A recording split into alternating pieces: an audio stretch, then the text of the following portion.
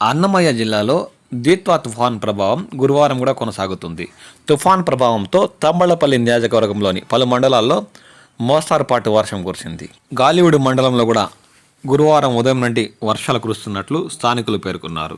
రాయచోటి డివిజన్లో బుధవారం ఉదయం నుంచి గురువారం ఉదయం వరకు 1.43 మిల్లీమీటర్ల వర్షం కురిసిందని డివైఎస్ఓ రామ్మోహన్ నాయక్ తెలిపారు.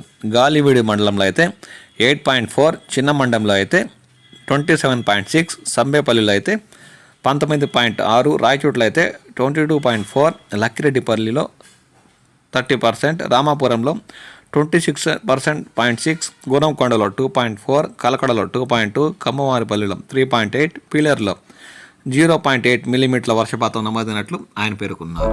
గురువారం కూడా అన్నమయ్య జిల్లా పరిధిలో మోస్తారుపాటు నుండి భారీ వర్షాలు కూడా కురిసే అవకాశం ఉందని ఇప్పటికే వాతావరణ శాఖ పేర్కొంది.